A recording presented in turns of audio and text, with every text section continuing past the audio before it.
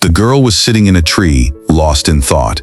Then she heard a faint chirping sound. Curious, she leaned down and looked closer. She discovered a nest filled with goose eggs. Just as she reached for one, the eggs began chirping again. The nearby forest had just been badly damaged by construction. The mother geese had fled, leaving the eggs behind. So the girl ran home and found her old baby carrier. She returned and carefully collected the eggs one by one. She handled them like a mother protecting her babies. Back home, she wrapped each egg in a scarf. Then she sneaked into her father's workshop and took a work light. She placed it under a drawer and turned it on. Her simple homemade incubator was ready. The next day, she could think of nothing but the eggs. After school, she quietly went to the barn. One by one, the little goslings began breaking out of their shells. Amy's heart melted. She decided to raise them. That night, her father realized she was missing. He and the others searched everywhere with flashlights. When they reached the barn, they finally relaxed. Amy was asleep, surrounded by fluffy little goslings. Her father gently covered her with a blanket. As he turned to leave, Amy woke up. She looked at him hopefully and asked if she could keep one. Her father couldn't say no. He had no idea that this small promise would change both their lives. Amy had recently suffered a terrible loss. A month earlier, she had been traveling with her mother when they were involved in an accident. After spending days in the hospital, Amy woke to find her biological father beside her. She hadn't seen him in 10 years. He had come from Canada to take her home. Amy already understood what had happened. She quietly asked if her mother was gone. A month later, Amy arrived with her father in Ontario, where she had been born. His house was filled with strange sculptures and clutter. Even her old bedroom was packed with things.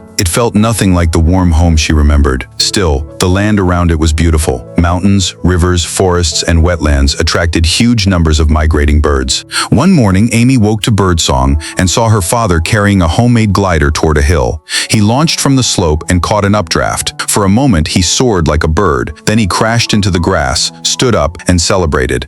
Amy couldn't understand why her father behaved like this. She angrily returned to her room. Her father didn't know how to connect with her, so he went back to his inventions. He was a passionate inventor who spent most of his time building unusual machines. Amy soon discovered another strange creation in the barn. It looked like a spaceship. Her father explained that it was a homemade lunar lander, his childhood dream and a reminder of Amy's mother. He had refused to sell it because it represented their shared past. While Amy was exploring, a woman named Susan arrived. Amy immediately sensed that Susan was important to her father. Susan brought her a thoughtful gift, but Amy remained distant. She still believed no one could replace her mother. Later, Amy opened a box filled with old pictures. She saw photos of herself, her mother, and her father together. For the first time, she realized her father had never stopped loving them. He simply didn't know how to show it. The next morning, heavy construction equipment shattered the peace of the forest. Migrating birds scattered into the sky. Amy's father rushed outside and confronted the developers. They were destroying the wetlands for a new project. No one listened. He returned home frustrated and explained why the wetlands mattered. But Amy said she didn't care. She didn't even want to go to school. She was still struggling with the loss of her mother. Her father didn't know how to reach her. Then Amy discovered the abandoned goose eggs. She rescued them and became attached to the goslings. Meanwhile, her father attended a meeting to protect the wetlands. The community demanded that construction be delayed. They warned that the project could destroy habitats, pollute water, and drive animals away. The government postponed construction for a year. Amy now cared for 16 goslings. She treated them like family. Her father cared for them each morning, but their mess quickly overwhelmed him. He visited the wildlife office for advice. The officer explained how to care for them, but there was a bigger problem. When autumn came, the geese would instinctively migrate south. Without adult geese to guide them, they could easily lose their way. Every afternoon, Amy took them into the fields, and the goslings followed everywhere. Her father couldn't understand why. The officer explained that the birds had imprinted on Amy. She was the first living creature they had seen after hatching. To them, she was their mother. But the officer also warned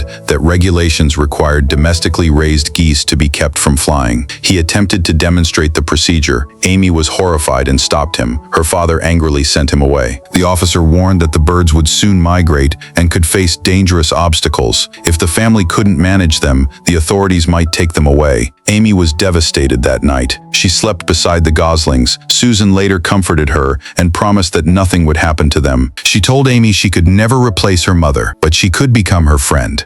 Amy slowly began to trust her. Then Amy's father had an idea. If the geese had no parents to guide them, he could teach them to migrate by flying with them. He modified his glider and installed a stronger engine. The first test ended in a crash. The second version flew much better. Amy named the goslings one by one. One had a weak leg, so her uncle suggested the name Igor after a character known for being different but determined. Soon, Amy's father improved the aircraft again. He added wheels to make takeoffs and landings safer. Now he needed Amy's help. He explained that the geese could stay in the barn, but they would still feel the urge to migrate. If he could lead them south, they could return the same way in spring. Amy agreed. The first problem was getting the geese to follow the aircraft. Nothing worked. The geese only followed Amy. Then he built a mechanical goose that spread its wings. The young birds copied it. He played aircraft sounds to get them used to the noise. Their wings grew stronger every day. But when the aircraft finally took off, the geese stayed on the ground. Amy's father tried hiding her during another test. The moment Amy disappeared, the flock followed the aircraft. Then Amy secretly took the plane herself. The geese immediately followed her, but Amy was still inexperienced. She crashed into a fence. Her father rushed toward her in panic. Luckily, she was safe. Seeing how worried he was, Amy finally understood how much her father loved her. Her father then came up with another idea. If the geese would only follow Amy, she could fly the lead aircraft. He would fly nearby to protect her. Susan was strongly against the plan, but Amy overheard them and wanted to try. Building a safer aircraft would cost a lot, so her father made a painful choice. He sold the lunar lander he had treasured for years. Soon, a new goose-shaped aircraft was ready. Amy learned the basics of flying in just one day. She could now control the aircraft on her own. The geese were also ready. They escaped their enclosure and rushed toward Amy. Only Igor remained behind. The migration began. Amy and her father flew with the flock. The geese formed a beautiful line beneath the open sky. They crossed forests, lakes, and rivers, but the journey was more complicated than expected. They had to plan their route,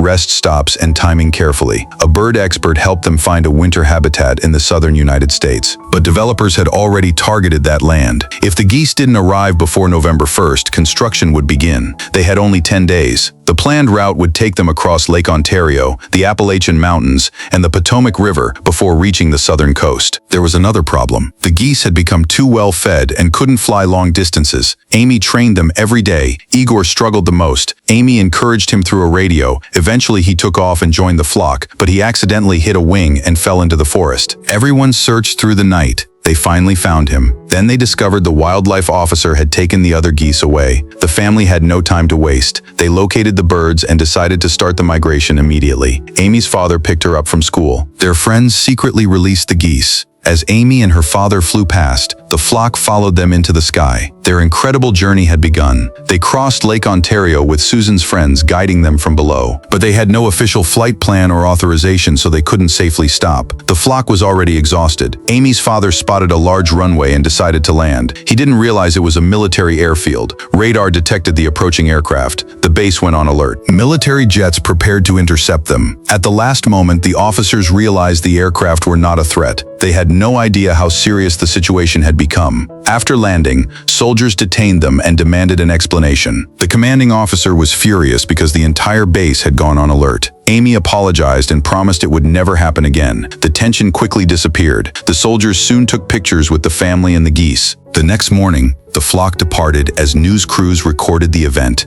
Their story spread across Canada and the United States, drawing attention to wildlife protection. The flock continued south over quiet towns and colorful autumn forests. Soon, they encountered a large flock of wild geese. The young birds immediately joined them. It was an instinct passed down through generations. Even Igor wanted to join the wild flock. Then danger suddenly appeared. Hunters had spotted the birds. Amy flew toward them to draw their attention away. The flock escaped and landed safely. Amy and her father made an emergency landing nearby. An elderly woman then confronted them because she thought they were causing trouble. She soon recognized Amy and invited them inside. The TV was already reporting their journey that night. Amy and her father finally talked. Amy asked why he had left her mother. Her father admitted that he had been obsessed with his inventions. He had neglected his family without realizing what he was losing. Only after Amy and her mother left did he understand his mistake. He admitted that he had buried himself in work because he couldn't face his regrets. He apologized to Amy. For the first time, Amy understood how much her father loved her. The next morning, they continued toward the final destination. It was November 1st. The weather was beautiful. Mist covered the forest as the flock flew above it, but the journey soon became dangerous again. Their navigation system failed inside thick fog. They had to rely on instinct. When they escaped the fog, they found themselves surrounded by skyscrapers. They flew close to the buildings while people stopped to watch. Thankfully, they made it through the city. At the destination, environmental supporters were fighting to save the habitat. Amy and her father raced against the clock. The sun was already setting. Then disaster struck. Her father's aircraft suffered a major mechanical failure. He crashed into a field. Amy landed nearby and ran through the crops searching for him. Luckily, he had only injured his shoulder, but his aircraft was destroyed. Amy's plane could carry only one person. She would have to finish the journey alone. Amy was terrified. Without her father, she was afraid she would get lost. Her father told her she was brave, just like her mother. He reminded Amy that her mother was still with her in the geese, in the sky, and all around her. With those words in her heart, Amy took off alone. At the destination, the environmental supporters fought to buy her more time. The developers grew impatient and ordered the machines to start. The bird expert stepped directly in front of the construction equipment. He refused to move. He was determined to protect the habitat until Amy arrived. Meanwhile, Amy's father found a ride and rushed toward the destination. Amy flew over the final town. People looked up and cheered. Some even pointed her toward the correct route. She crossed a clear lake and flew over the wetlands. The flock followed closely behind. Amy had become exactly what they needed, a guide and protector. They crossed rivers and fields. They crossed every doubt that had once held Amy back. At the destination, everyone waited anxiously. Every second felt endless. Then someone finally spotted them. The flock was coming. Amy landed safely. The crowd rushed forward and celebrated. The geese landed on the water and began swimming freely. The habitat was saved, and the developers had to stop. The story was inspired by Canadian inventor William Lishman's real experiences. He became famous for teaching birds to follow aircraft during migration. But the most touching part came the following spring. The geese returned on their own. Even Igor came back. This story is more than a girl raising a flock of geese. It is a story about family, courage, freedom, and healing. Amy began the journey as a girl struggling with loss. She ended it able to guide others through uncertainty. Her father also changed. He learned that love isn't always about fixing things. Sometimes it means staying beside someone. Sometimes it means letting them find their own wings. The geese were never simply pets. They represented freedom. They represented the part of us that still wants to break free from limits. Like Igor, we may sometimes feel different or left behind, but being different doesn't mean we cannot move forward. And migration is not only about reaching a destination, it is about everything we learn along the way. Every difficult crossing, setback, and moment when we choose to keep going. Amy crossed lakes, she crossed mountains, she crossed fear. Most importantly, she crossed the distance between herself and her father. In the end, what saved her wasn't technology. It wasn't the aircraft. It was love. Her father's love gave her the courage to continue. Her mother's memory gave her strength, and the geese gave her a reason to keep moving. Maybe growing up isn't about learning to fly perfectly. It's about having the courage to fly again after falling and trusting there will be light beyond the fog. If you're going through a difficult season, remember this: love doesn't disappear when someone leaves. It simply takes another form. Sometimes it becomes a memory or a voice in your heart. Sometimes it becomes the wind beneath your wings. And when you look up at the sky, you may realize that the people you love are still part of your journey.